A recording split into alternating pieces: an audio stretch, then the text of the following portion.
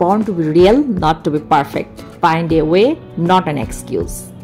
আজকের ভিডিওটা এই দুটো লাইন দিয়ে তোমাদের সাথে শুরু করছি। আশা করি আজকের ভিডিওটা তোমাদের কাছে অন্য ভিডিওগুলোর তুলনায় আরও বেশি ভালো লাগবে, আরও বেশি সুন্দর লাগবে। আমরা এই পৃথিবীতে কেউই কিন্তু পারফেক্ট না। পারফেক্ট হয়ে আমরা কেউই কিন্তু আসি না। আমাদের অনেকগুলো ভুল থাকে, অনেকগুলো দোষ থাকে, অনেকগুলো সমস্যা থাকে। কোনো না কোনো একটা সমস্যা নিয়েই কিন্তু আমরা পৃথিবীতে আসি। তবে হ্যাঁ, সেটার জন্য আমরা এক্সকিউজ দিতে পারবো না। এখন বলো তো কেন এই কথাটা বলছি? আমাদের মধ্যে অনেকেই আছে যারা হয়তো পারে লম্বায় সমস্যা আছে, কিংবা গায়ের রং ঠিক মতন নেই, কিংবা কথা বলতে পারে না, কিংবা অনেকেই আছে অনেক কাজ করতে পারে না। বাট এই যে পারছি না, পারবো না, হচ্ছে না, হবে না, এই না শব্দটা মানে এই নেগেটিভিটি যে নাটা আছে না, সেটাকে যদি উঠিয়ে দাও তাহলেই তোমার লাইফটা খুব সুন্দর হয়ে যাবে। খুব সুন্দর করে তোমার লাইফটাকে তুমি পরিবর্তন করতে পারবে। সুতরাং কোনো এক্সকিউজ দেওয়া যাবে না। আমি অনেক সময় দেখি রাস্তায় কিছু মানুষ আছে যাদের ধরো অ্যাক্সিডেন্টলি কিংবা জন্মগতভাবে হাত নেই কিংবা পা নেই, তারা রাস্তায় বসে বসে ভিক্ষা করতেছে। আবার কিছু মানুষ দেখি যাদের জন্ম থেকেই হাত পা নেই, কিন্তু তারা বসে কোনো ছোট্ট মুদির দোকান করতেছে কিংবা সেলাইয়ের কাজ করতেছে, কোনো না কোনো একটা কাজ করতেছে, রিক্সা চালাচ্ছে, বসে কিন্তু নেই। এই যে মানুষটা কোনো এক্সকিউজ দিচ্ছে না, সে কাজ করছে, সেই কিন্তু জীবনে জিতছে। আমরা যখন হাঁপিয়ে যাই কিংবা মনে হয় যে হ্যাঁ, এই মুহূর্তটাই আমার জীবনের শেষ, আমি আর পারবো না, আমাকে দ্বারা হবে না, এই না শব্দটা যেদিন তুমি সরাবে তোমার লাইফ থেকে, আমার কথাটা ধরে দেখো, খুব সুন্দর করে চলতে পারবে। দারুণ একটা সুন্দর জীবন আমাদের জন্য অপেক্ষা করছে। তবে হ্যাঁ, এত সুন্দর জীবনটা কিন্তু হয় না, এত স্মুথলি কিন্তু হয় না। মাঝে মাঝে কিছু মানুষ থাকে, কিছু মানুষ তো থাকবেই তোমার জীবনে সমস্যা করার জন্য। আমাদের প্রত্যেকটা মানুষের জীবনে স্বপ্ন আছে, আমাদের প্রত্যেকটা মানুষের জীবনে গল্প আছে, আমাদের প্রত্যেকটা মানুষের জীবনে স্বপ্ন এবং গল্পের সাথে সমস্যাও রয়েছে। আসসালামু আলাইকুম, welcome back to my channel Rounak লাইফস্টাইলে। তোমাদেরকে অনেক ভালোবাসা জানিয়ে শুরু করছি আজকের নতুন আরেকটা ব্লগ ভিডিও। আজকের ভিডিওটা একদম ছোট, ভিডিও করার কোনো পরিকল্পনা ছিল না। হঠাৎ করে দেখতেছি যে আকাশটা একটু কালো হয়ে আসতেছে, ভাবলাম বৃষ্টির দিন আমার খুব পছন্দের। তোমাদের কেমন আমাকে জানাবে। আর বৃষ্টির দিন, তার উপর হচ্ছে সানডে, তার উপর ওর বাবাও আজকে বাসায় আছে। ভাবলাম যে ঠিক আছে, আমরা তো ক্যান্ডেল লাইট ডিনার করতে পারি না, আজকে একটুখানি ক্যান্ডেল লাইট লাঞ্চ করা যাক, দেখা যাক কেমন লাগে। তো সবার প্রথমেই হচ্ছে আমি একটু ডাইনিং টেবিলটা ক্লিন করে নিলাম। তোমরা হয়তো ব্যাপারে দেখছো আমার ডাইনিং টেবিলে বেশ পোকামাকড় হয়ে গেছে। আমি প্রত্যেক সপ্তাহে একবার করে ডাইনিং টেবিল ডিপ ক্লিন করি। এমনি নর্মালি আমরা রেগুলারই খাওয়া শেষ করে খাওয়ার আগে ডাইনিং টেবিল ক্লিন করে বসি। বাট ওই বাড়িতে যাওয়ার আগে আমি যে একবার পরিষ্কার করছি, এসে আর একদম ধরার স্কোপই পাইনি। দেখা গেছে কেউ না কেউ অসুস্থ হয়েছে, কোনো না কোনো একটা কাজ চলে আসছে। সো ডিপ ক্লিন করতে গিয়ে দেখলাম চায়না তেলাপকার ভালো উৎপাদ বাড়ছে, এবং আমি এটা নিয়েই তোমাদের ভাইয়ের সাথে ডিসকাস করতেছি যে দেখো, আমি পরিষ্কার করে লাভ কি যদি আমার আশেপাশের মানুষ পরিষ্কার না করে।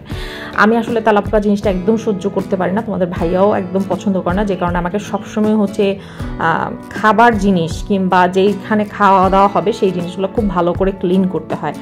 আর ঘরে দেখা যায় যে আমি খুব বেশি আসলে অ্যালার্জি, মানে এইগুলো দেখলে আমার খুব বেশি অ্যালার্জি লাগে। যাই হোক, ভালো করে ডিপ ক্লিন করে নিলাম। অ্যান্ড আমি এবার তোবা করছি যে এক সপ্তাহের আগে বা পরে হচ্ছে আমি ক্লিন করবো না, মানে এক সপ্তাহের মধ্যে আমি 2টা বার করে হলেও ক্লিন করব। যাই হোক, ডাইনিং টেবিল ক্লিন করতে করতে তোমাদের সাথে অনেক গল্প করে ফেলছি। আর আমার শর্ট ভিডিওতেও হয়তো আবার তোমরা দেখে ফেলছো আজকে আমি কি রান্না করতেছি।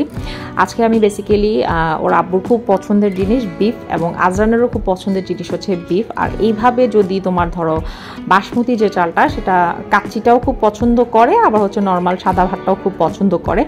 বাট আমি যেহেতু একটু মশলা জাতীয় খাবার খাওয়া বারণ আছে, তাই আমি সাদা ভাত করে নিয়েছি আর একটুখানি বিফ করে নিয়েছি। আমি জাস্ট হচ্ছে পিসটা উঠায় খাবো, কোনো তেল কোনো কিছু না। ওকে, সো কথা বলে রান্না করতে করতে দেখলাম যে আবার আকাশ খুব কালো হয়ে যাচ্ছে, বাতাস হচ্ছে খুব, বৃষ্টি হচ্ছে টুকটুক, কিন্তু বাতাসটা কিন্তু খুব দারুণ হচ্ছে। তো দেখি আমার কাছে খুব ভালো লাগলো। তো আমি ভাবলাম যে ঠিক আছে, শুরুতেই প্ল্যান করে নিচ্ছি যে আজকে ভিডিও করব, তোমাদেরকেও শেয়ার করব, সাথে হচ্ছে আমি নিজেও একটু সুন্দর করে লাঞ্চের অ্যারেঞ্জ করব। এই যে মোমবাতিটা দেখতেছো যেটা জ্বালাচ্ছি, এটা কিন্তু আমি নিজে বানিয়েছি। আমার এটা খুব পছন্দের একটা মোমবাতি, নট এটা, আমার কাছে অনেক মোমবাতির কালেকশন আছে।